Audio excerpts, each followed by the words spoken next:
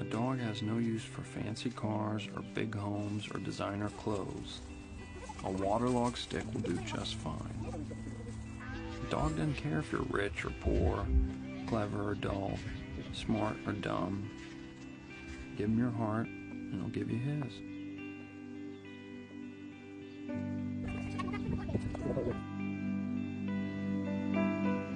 How many people can you say that about? How many people can make you feel rare and pure and special?